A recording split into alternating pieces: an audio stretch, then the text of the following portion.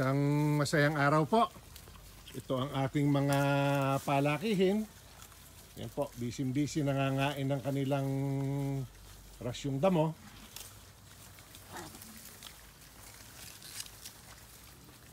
So ito po ang mga ilan sa naiwan. Pakikita ko mamaya sa inyo, nakasakay na po yung 8 sa pick-up. Hindi ko na po sila pinaghintay bago manghuli para po maaga tayong makalakad. So first delivery po natin kay ka-farmer ito after 2.5 months. Yan po ang mga iba pa. At may ilan po na nandito sa may unahan. Nagbababad. At dito po sa may nananaid naman sa kanilang pakainan. So hopefully po ay makapag-deliver na tayo kahit na pawalo-walo sa isang linggo. Para po makaikot na tayo at makapagsimula na sa ating bagong project. So, yan po ang ating mga palakihin. Nandito po sa kabila ang kasunod na batch. So, ito po ang ating mga napili. Pinaliliguan po namin para basa ang kanilang katawan at basa rin po ang sahig ng kulungan bago magbiyahe para po komportable sila sa biyahe, lalo ng ganyang matindi na po ang sikat ng araw. So tuloy na po ako nito.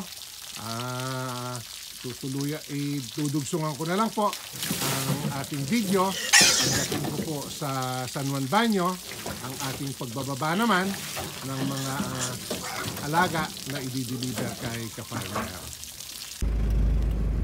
Dito na po tayo kay ka-farmer.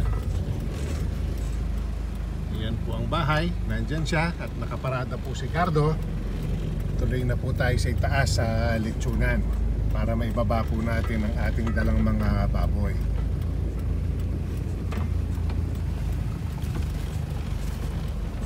Po, natapos na rin ang kanyang landscaping pala. Ito na lang pong daan ang aayus-ayusin pa. Lumapad-lapad naman po, kaya lang nakatakot daanan itong gawing kaliwa at puro damo. Hindi po natin alam kung may hukay. So yan po ang ating unang delivery kay ka-farmer after 2.5 months.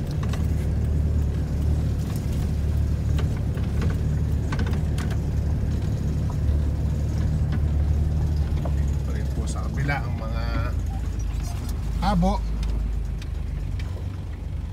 dami pong barako, palamang ay maglitsyon uli siya.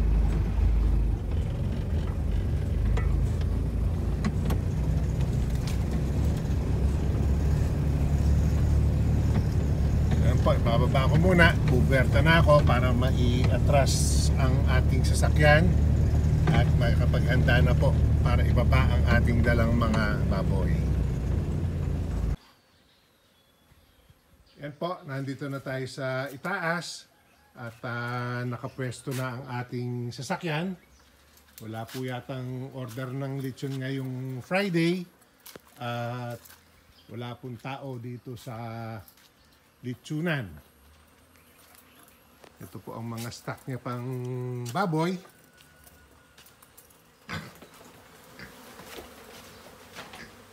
Dami pa po pala siyang stock.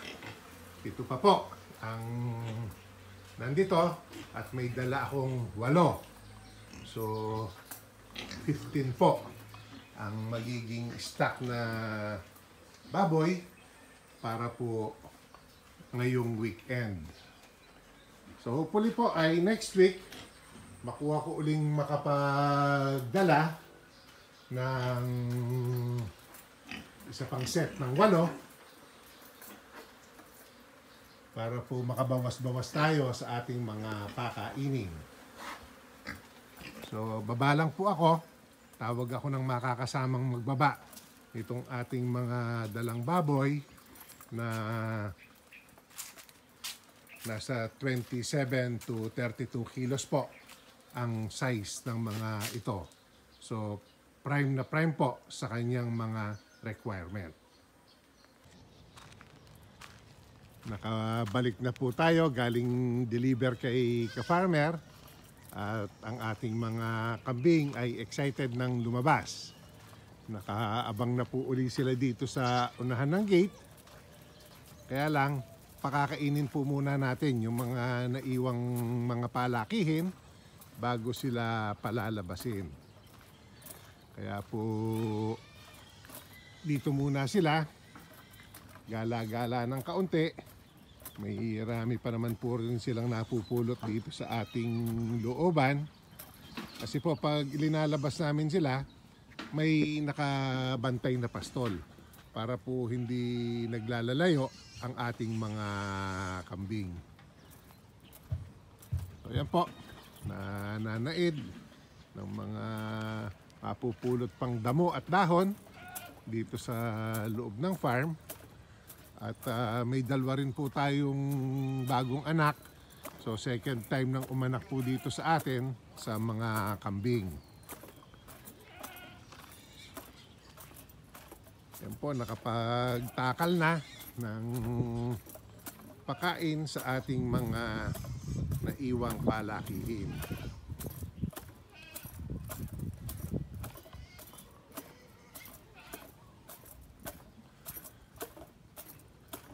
Makulimlim po ngayon, nagbabanta uling umulan. Kaya kahit na tanghali ay pwede nang magpakain.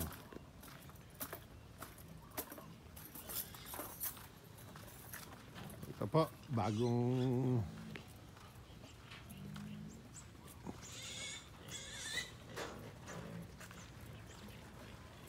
takal na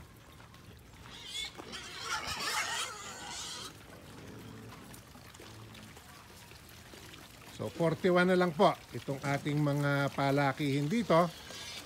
Gwapo nang nakapag-deliver tayo ng 8 at yung isang kaibigan ko ay nakiusap din ng 2 para po gagamitin daw nilang pang luto. Ayan po, kapag bigay na ng pakain, 3 na po ang ating kulungan na binibigyan.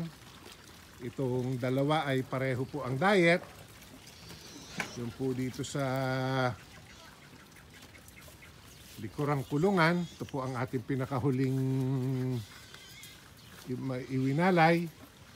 Ilan niya ang total nito, Mar? 42 heads po ang mga ito. Yan po, sari-sari ang size. Yung pang malalaking batik na yon ay anak pa ni Rocco. Yan pong mga brown. Yan pong may guhit na ganyan. Ang mga trademarks naman ng mga anak ni Mario. So ito pong mga ito ay mas marami ang starter feeds na kasama sa kanilang pagkain compared po dito sa ating 2 grupo na mas matanda na. Yan po, hindi sanay na may tao kaya itong lugar na kinatatayuan ko ay hindi po nila pinupuntahan. Kaya lalayo po tayo para sila ay makakain ng maayos.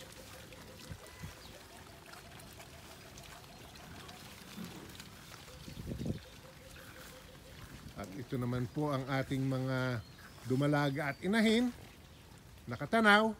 Dati po kasi, pag pinakakain ang mga palakihin, ay nabibigyan din sila.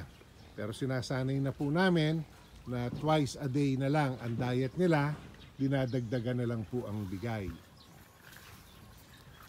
So, dito po natin lahat iipunin ang mga magpapakita ng simptomas na aanak na dahil nga po natuklasan natin dun sa likurang kulungan may dalawa tayong alaga na may cannibalistic na properties. Kaya po dito lahat ang aanak. 13 na po yata ang umanak natin, 21 po ang mga inahin natin at dumalaga dito sa expansion area na ito. Kaya may ilan pa po tayong inaabangang aanak. December, January na po natin ma-harvest ang mga iaanak na yon. Yan po. Ito yung mga inahin na nagsama-sama dito. Yan po, kita dun sa nagpapadede. Hindi lang po kanyang biik ang siniservisyohan niya. Dami pong nagpapalitan na sumuso. Kaya inaasahan ko po na ang mga biik natin dito ay mas mabilis nating mapalalaki. Gawa po ng almost only ang supply nila ng milk dahil marami po ang mga inahin na nagtutulong-tulong para po sila ay mapadede. So yan po ang ating mga alaga na next week po ay tuturukan na natin ng ivermectin at kung makakakuha po ako ng Respisure na ay bibigyan na rin natin ng maaga ng Respisure at kakapunin na po natin ang mga lalaki para po hindi masyadong stressful sa mga biik na malalaki ang nagiging sugat. So yan po ang ating update ngayong araw. Nakapag-deliver po tayo kay ka-farmer at muli ko pong naipakita sa inyo ang ating mga natirang palakihin. Maraming salamat po sa inyong laging pagsama. Please share, like, and subscribe.